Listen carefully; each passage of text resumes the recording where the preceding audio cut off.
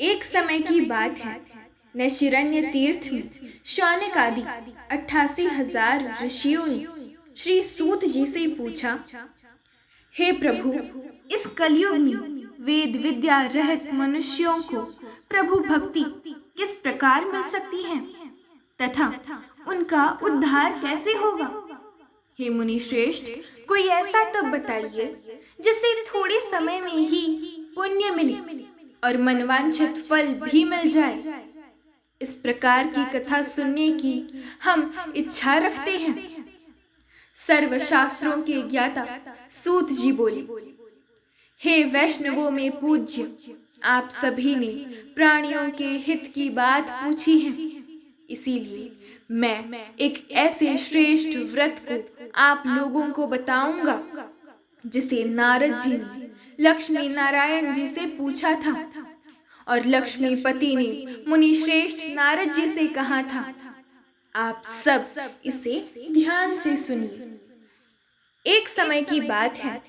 योगीराज नारद जी दूसरों के हित की इच्छा लिए अनेकों लोकों में घूमते हुए मृत्यु लोक में आ पहुंचे। यहाँ उन्होंने अनेक योनियों में जन्मे। प्रायः सभी मनुष्यों को अपने कर्मों द्वारा अनेकों दुखों से पीड़ित देखा। उनका दुख देख नारद जी सोचने लगे कि कैसा यत्न किया जाए जिसके करने से निश्चित रूप से मानव के दुखों का अंत हो जाए। इसी विचार पर मनन करते हुए वो विष्णु लोक में गए। वहां वो देवों के ईश भगवान नारायण की स्तुति करने लगे, जिनके हाथों में शंख, चक्र, गदा और पद्म थे। गले में वरमाला पहने हुए थे। स्तुति करते हुए नारद जी बोले, हे भगवान, आप अत्यंत शक्ति से संपन्न हैं।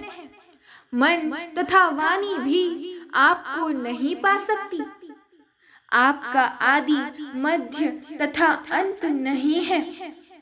निर्गुण स्वरूप सृष्टि के कारण भक्तों के दुख दूर करने वाले आपको मेरा नमस्कार है। नारद जी की स्तुति सुन विष्णु भगवान बोले, हे मुनि श्रेष्ठ, आपके मन में क्या बात है? आप किस काम के लिए पधारे हैं? उसे निसंकोच कहो। इस पर नारद मुनि बोले कि मृत्यु लोक में अनेक योनियों में जन्मे मनुष्य अपने कर्मों के द्वारा अनेकों दुख से दुखी हो रहे हैं। हे नाथ, आप मुझ पर दया रखते हैं तो बताइए कि वो मनुष्य थोड़े प्रयास से ही अपने दुखों से कैसे छुटकारा पा सकते हैं। श्री हरि बोले, हे नारद, मनुष्यों की भलाई के लिए तुमने बहुत अच्छी बात पूछी है, जिसके करने से मनुष्य मोह से छूट जाता है। वो बात मैं कहता हूँ, उसे सुनो। स्वर्ग लोक व मृत्यु लोक दोनों में एक दुर्लभ उत्तम व्रत है जो पुण्य देने वाला है। आज प्रेम वश होकर मैं उसे तुमसे कहता हूँ।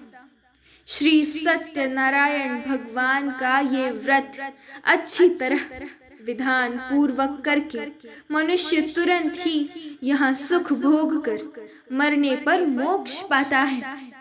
श्री हरि के वचन सुन नारद जी बोले कि उस व्रत का फल क्या है और उसका विधान क्या है। ये व्रत किसने किया था? इस व्रत को किस दिन करना चाहिए? सभी कुछ विस्तार से बताए।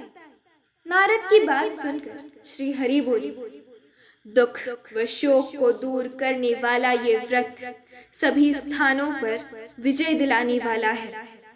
मानव को भक्ति व श्रद्धा के साथ शाम को श्री सत्यनारायण की पूजा धर्म परायण होकर ब्राह्मणों व बंधुओं के साथ करनी चाहिए। भक्ति भाव से ही नैवेद्य, केले का फल, घी, दूध और गेहूं का आटा सवाया ले।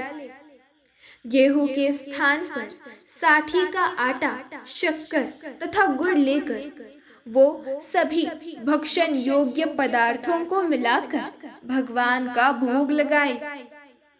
ब्राह्मणों सहित बंधु बांधवों को भी भोजन कराए। उसके बाद स्वयं भोजन करे। भजन कीर्तन के साथ भगवान की भक्ति में लीन हो जाए।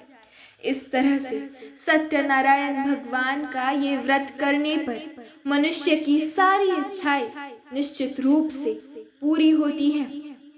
इस कलिकाल अर्थात कलयुग में मृत्यु लोक में मोक्ष का यही एक सरल उपाय बताया गया है।